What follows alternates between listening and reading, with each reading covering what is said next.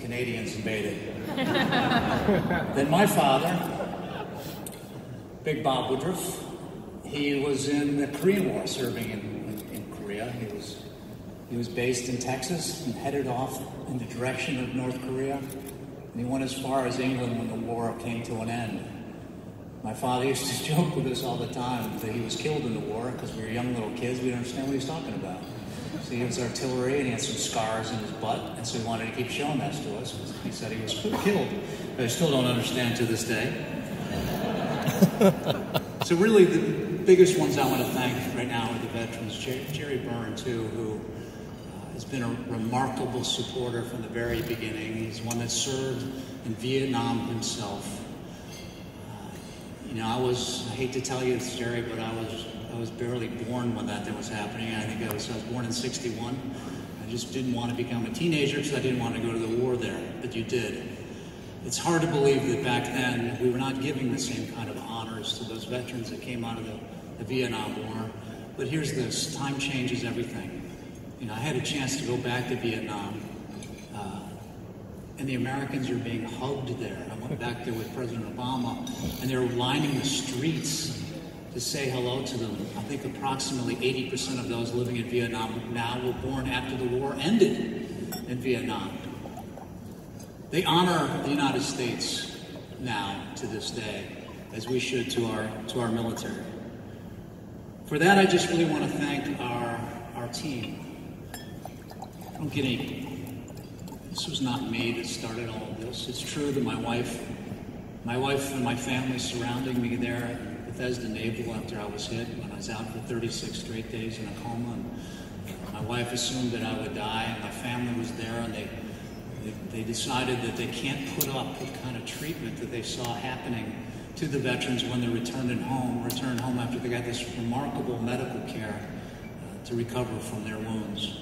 They decided to start a foundation. Caroline, as she said, she saw a documentary that we did about a year later about what's happened to the veterans. And from there, we took this foundation much further than I would have ever imagined. I want to give it real credit, too, if I could for a second, to Ken Fisher, who has been such a gigantic backer of the veterans from the very beginning. He was an inspiration for us to do the kind of work that he was doing as well.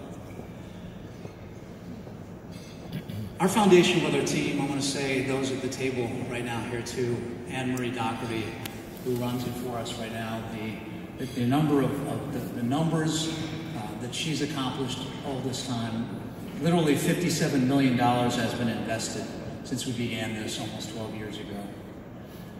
It's affected millions of families, veterans' families, that have benefited by what the foundation is doing. Our team has given about more than 400 million grants since the beginning to those organizations that exist. Just a few weeks ago, our team announced $2.3 million in investments and grants to nearly 24 organizations out there. We provided about $5 million to grants this year alone. I never thought this would even be something I would be doing up here and talking. I never really expected that I was going to get blown up there outside Taji in Iraq. But this has been a remarkable chance to do what we're doing now. I do joke sometimes to my wife that the only good thing about having been blown up is the fact that we were able to do this kind of foundation. It's also the thing that we've learned is that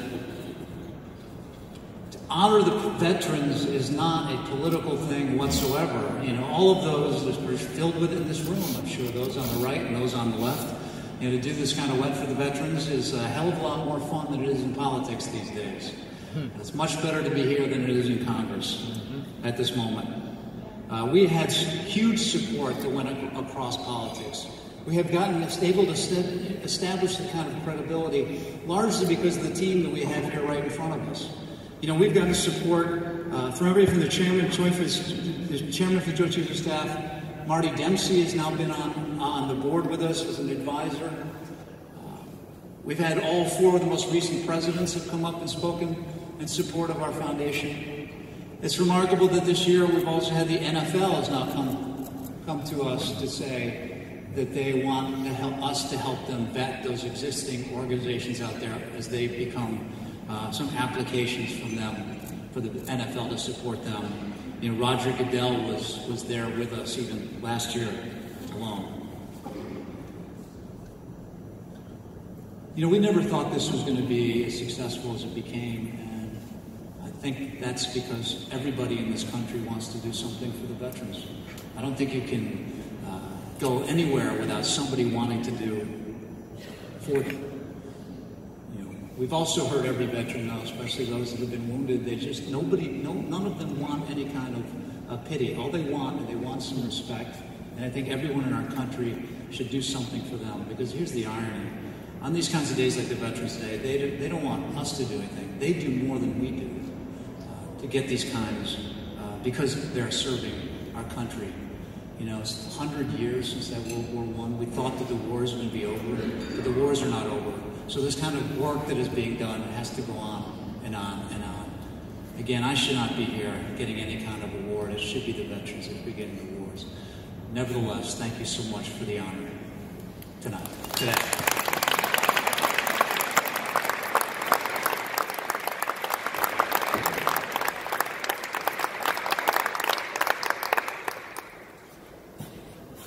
Thank you, Bob. Thank you, everyone, for coming today. It strikes me that, just as Montel said, we're all preaching to the choir. All of you, and the honorees know how important it is to back up our veterans. And I also, Ken Burns mentioning Major Brent Taylor.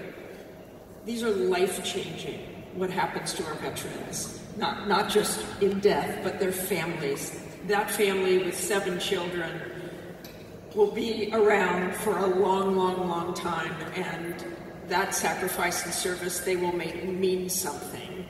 I think all of us try to do that every single day. All of us in this room, because as Rachel said, we're better people for being around you. It is so wonderful to be in a room and have a big chunk of the room stand up when you ask who the veterans are. That doesn't happen in very many audiences. It's less than 1% of our people who are serving. I am so proud that so many veterans were elected to office. This is a new generation of veterans elected to office. It is also the first generation of volunteers who served, elected to office. So we indeed, we're now in the 18th year of the war in Afghanistan, have this new generation of Iraq and Afghanistan veterans who are natural leaders, and we hope will all bring that natural leadership to Congress. But thank you all for coming. I don't think any of us will ever say just thanks for your service. We will say, we will never forget, remember. Thank you.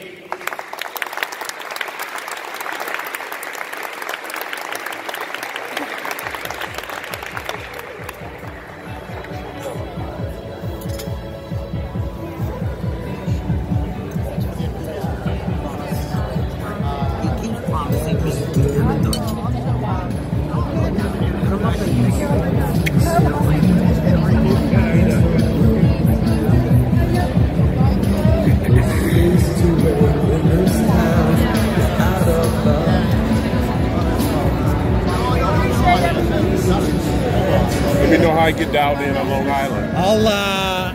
Your email address is still the same? Yeah, I believe so. Still the same? Okay, then I'll I'll shoot your email if you, whatever, it's not the same, but it was. I got it, and I'll hook you up with the Northwest Center. There's a person who's dedicated to the Income Center. Okay. All right, thank you.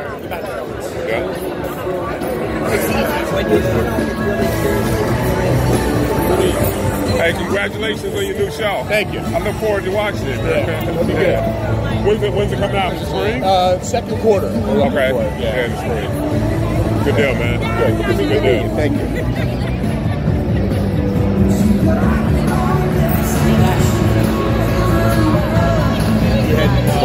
You heading back? Out? I have a meeting actually right down the street here at 2 o'clock. I'm going to get out of here in a couple minutes. Perfect timing. Yeah, I got to get back. I got to go pick some food. I went to the mall yesterday in Jersey. They're closed, like some blue ball.